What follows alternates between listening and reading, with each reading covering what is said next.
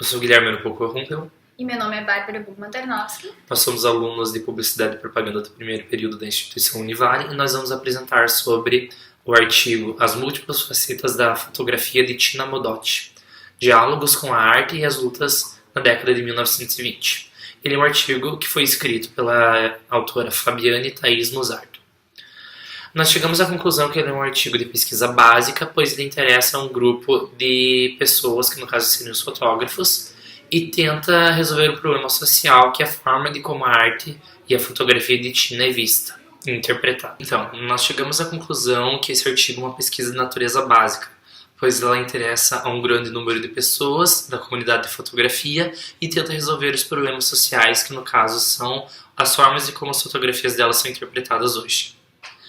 O artigo inicia com o objetivo de problematizar as formas de como essas fotografias são analisadas, pois, de acordo com o tempo e com as vivências de Tina, as formas dela ver a fotografia e dela fotografar mudaram. Então, Tina Modotti ela foi uma italiana que fugiu da Itália durante a grande crise e ela foi para os Estados Unidos para trabalhar como atriz. Chegando lá, ela conheceu o Robo, que foi um pintor, e ela se casou com ele depois.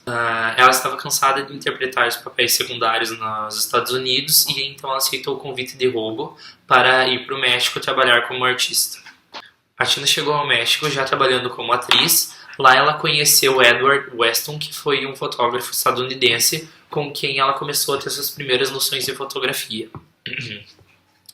Ela teve um curto relacionamento com ele após o término do casamento com o Robo, e ela participou de um evento que ficou reconhecido como Renascimento Cultural, que foi um conceito criado por Anita Brenner.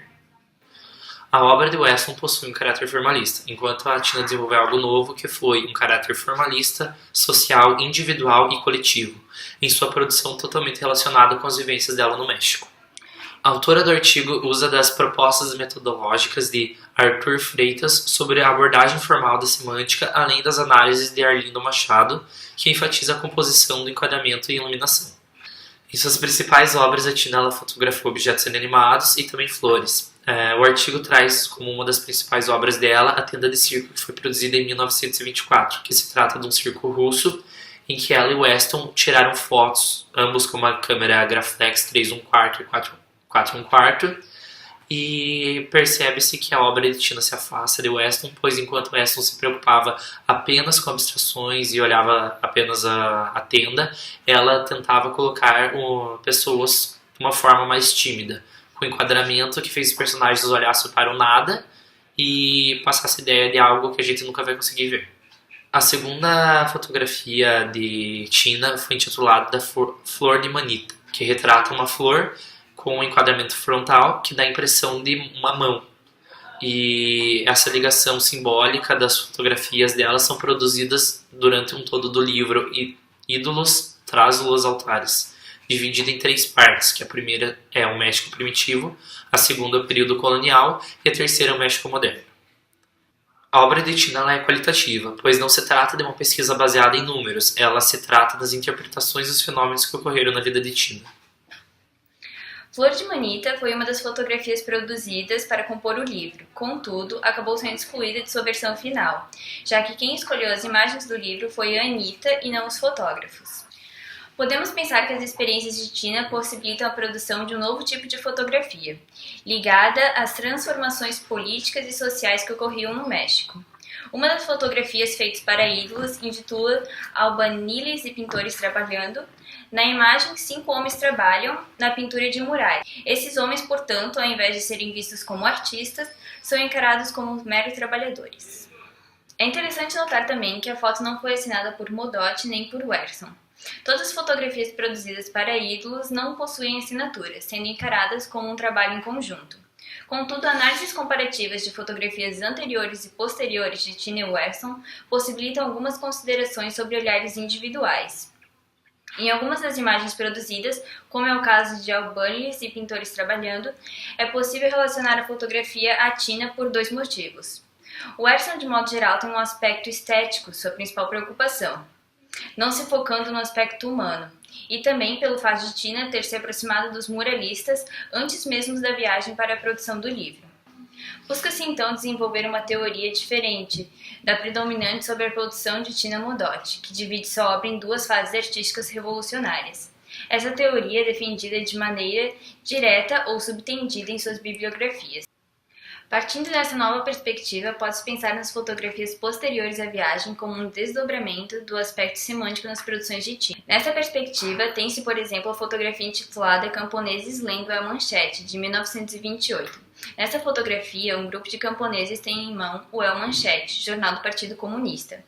Na manchete principal do jornal lê-se Toda la tierra no pedaços de tierra, numa clara alusão à luta pela reforma agrária. A iluminação da fotografia destaca os sombreiros e a manchete principal do jornal.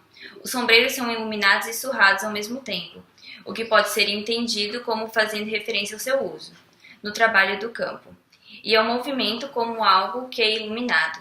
Dos camponeses retratados, um olha diretamente para a câmera, denunciando sua existência. Essa função social não somente pode ser observada na fotografia de Tina, como ela mesma ressaltou em declarações posteriores ao seu engajamento oficial com causas sociais, que via a câmera como uma ferramenta de denúncia da desigualdade social. Nessa concepção, considerada uma fotografia singular do período, tem-se Máquina de Escrever de Mella, que é totalmente simbólica. Júlio Antônio Mella foi um comunista cubano que se exilou no México na década de 1920, fugindo da ditadura em Cuba. Pouco depois de sua chegada ao México, Mella conquistou o destaque no Partido Comunista Mexicano. No partido, ele conheceu Tina, com quem se envolveu na luta comunista e amorosamente. Na imagem, a máquina de escrever ocupa todo o enquadramento. Mella utilizava sua máquina de datilografar para produzir seus discursos, considerando um grande orador. Mella acreditava que, por meio das palavras, era possível formar discursos que possibilitam agitação e comoção. Dentre as centenas de fotografias produzidas por Tina Modotti, essas aqui apresentadas foram escolhidas na tentativa de se analisar os desdobramentos de sua arte. Os encontros de Tina, somados à beleza de sua fotografia e forte crítica social, além de sua própria presença e ativismo, fizeram com que ela se tornasse uma das mulheres de maior visibilidade no período pós-revolucionário mexicano. A gente considerou essa uma pesquisa descritiva porque ela busca a descrição das características da Tina e ela utiliza as técnicas padronizadas de coleta de dados. A gente também considerou essa uma pesquisa bibliográfica porque ela também consiste na consulta e desenvolvimento a partir de material já elaborado, principalmente de livros e artigos científicos.